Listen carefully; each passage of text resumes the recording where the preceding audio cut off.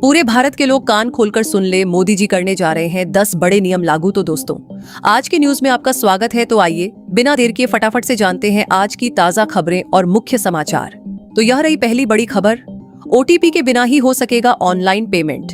Bank और telecom कंपनियां silent authentication लाएंगी। जी हाँ, देश के बड़े प्राइवेट बैंक और टेलीकॉम कंपनियां एयरटेल, जियो साइलेंट ऑथेंटिकेशन तकनीक पर काम कर रही हैं।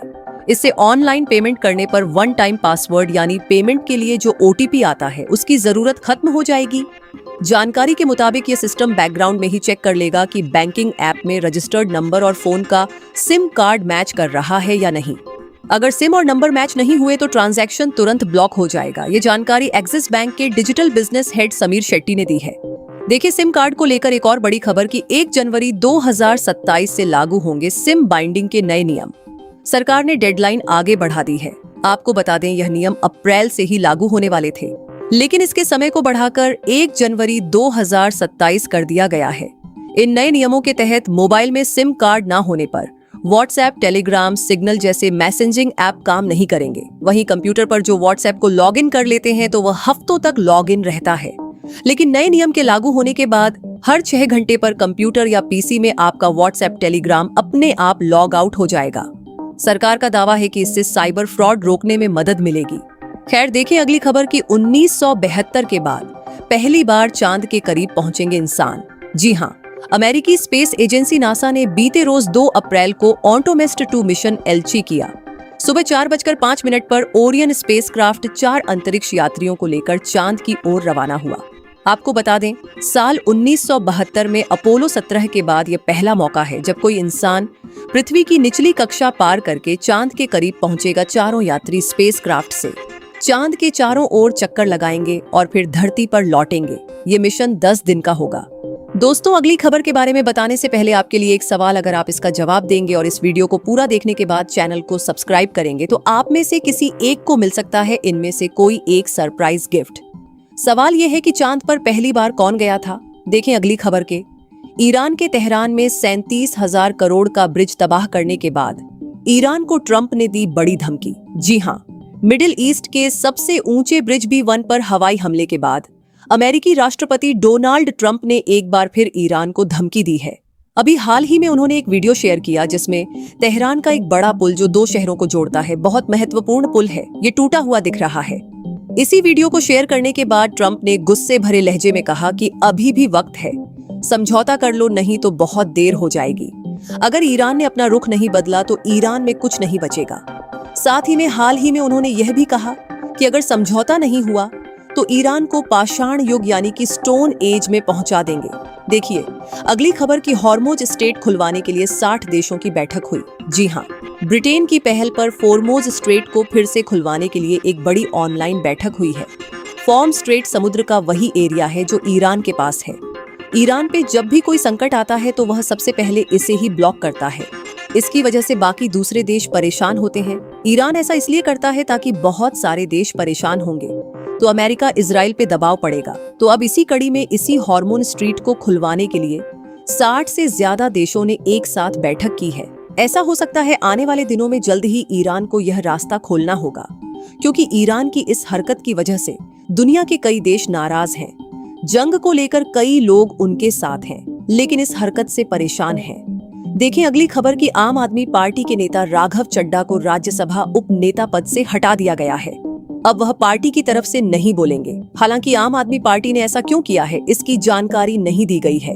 वैसे आपको बता दें, राघव चड्ढा प्रियंका चोपड़ा की बहन परिणीति चोपड़ा के पति हैं और वह इस नए युग में एक बहुत अच्छे नेता हैं।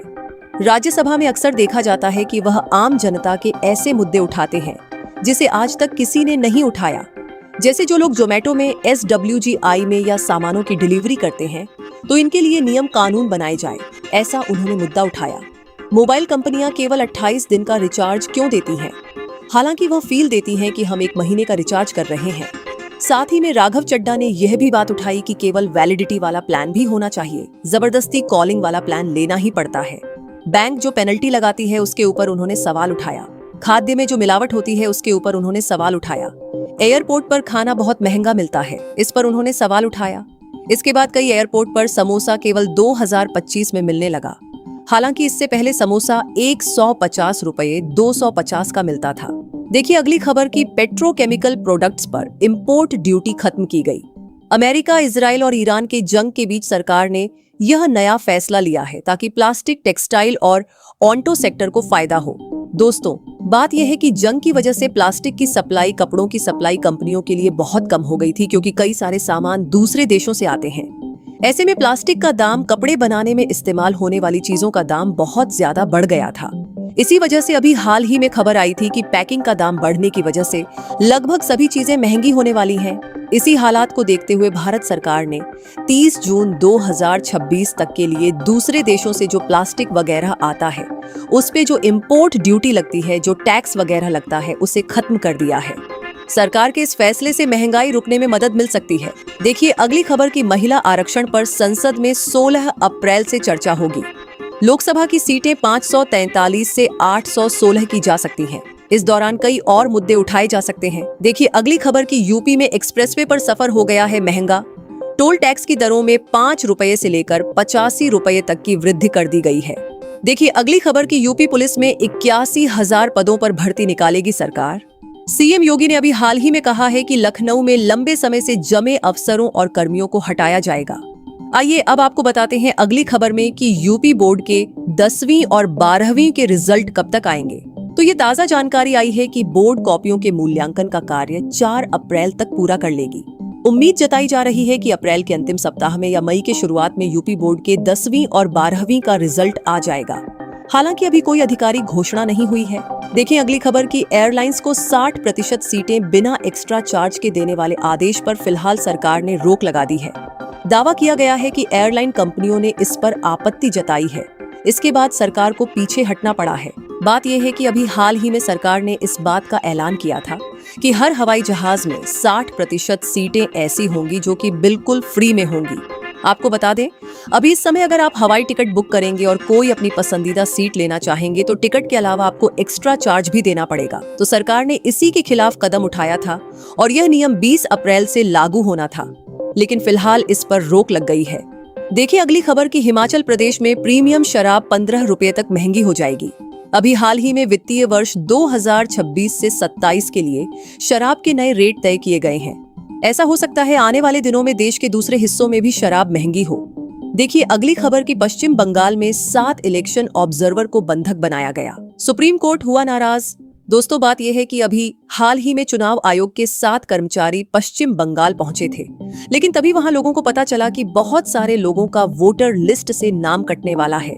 इसी वजह से बहुत सारे लोगों ने ऑफिस के बाहर एक बड़ी भीड़ जमा कर ली।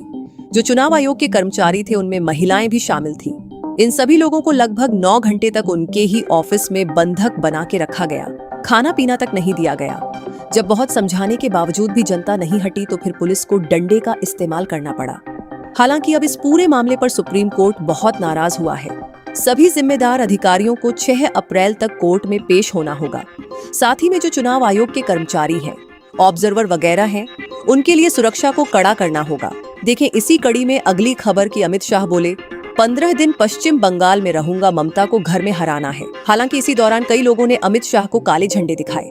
देखें अगली खबर की दिल्ली हाईकोर्ट में एएनआई और ओपन एआई के केस का फैसला हुआ सुरक्षित। जी हाँ, अगर आप चैट जीपीटी का इस्तेमाल करते हैं तो आपको पता होगा कि आप इसके जरिए कोई बिल्कुल ताजा जानकारी, कोई न्यूज वगैरह जान सकते हैं। एएनआई एक बहुत बड़ी न्यूज एजेंसी है, तो एएनआई ने यह आरोप लगाया है चैट जीपीटी पर कि वो हमारे न्यूज को पढ़ लेता है और अपने ऐप में इस्तेमाल करता है लोगों को बताने के लिए। हालांकि ये गलत है क्योंकि सारी मेहनत वो लोग करते हैं। पर चैट जीपीटी की कंपनी ओपन एआई ने इसका जवाब दिया कि हमारा सिस्टम पूरा आर्टिकल कॉपी नहीं करता है। तो अब इसी मामले में हाई कोर्ट का जल्दी फैसला आने वाला है। खैर देखें अगली खबर के सीएम योगी से मिले गौतम अडानी। 1 घंटे चली बातचीत, कई बड़े प्रोजेक्ट्स पर चर्चा हुई है। आपको बता दें, अयोध्या में गौतम अडानी राम मंदिर पहुंचे थे। उन्होंने इसी दौरान परिवार के साथ रामलला के दर्शन किए। देखिए अगली खबर की फिल्म रामायण से सामने आया रणबीर कपूर का लुक। भगवान राम के रूप में गरिमा भरे अंदाज में दिखे। बैकग्राउंड म्यूजिक भी है शानदार। देखिए अगली खबर की हनी सिंह और बादशाह को अश्लील गाना गाने पर हाई कोर्ट ने लगाई फटकार। सभी जगहों से हटाने का दिया है आदेश। जी हाँ, दिल्ली हाईकोर्ट ने अभी हाल ही में गुरुवार को सिंगर हनी सिंह और बादशाह के खिलाफ सख्त रुख अपनाया है। कोर्ट ने उनके करीब 2 दशक पुराने विवादित गाने माफिया मुंडियर वॉल्यूम 1 को इंटरनेट के सभी प्लेटफॉर्म से तुरंत हटाने के आदेश दिए हैं। कोर्ट ने कहा है कि इस गाने में बेहद ही अश्लील शब्दों का इस्तेमाल किया गया है। पर ताज्जुब की बात यह है कि इस गाने को 20 साल से ज्यादा का समय हो गया है। आइए अब अगली खबर में जानते हैं मौसम का ताजा हाल। तो मौसम विभाग के अनुसार आज 3 अप्रैल और कल 4 अप्रैल को जम्मू कश्मीर, लद्दाख, उत्तराखंड, हिमाचल प्रदेश में हल्की बारिश और बर्फबारी हो सकती है। इसके अलावा भी 3 और 4 अप्रैल को पंजाब में, दिल्ली में, हरियाणा में, चंडीगढ़ में, यूपी में, राजस्थान में, गुजरात में, मध्य प्रदेश में बारिश के साथ ओले गिर सकते हैं। इसके अलावा भी 3 और 4 अप्रैल को असम में, मेघालय में, अरुणाचल प्रदेश में, नागालैंड में, मणिपुर में, मिजोरम में, त्रिपुरा में बिजली गिरने की संभावना है। साथ ही में आंध्र प्रदेश, कर्नाटक, तेलंगाना बारिश आ सकती है।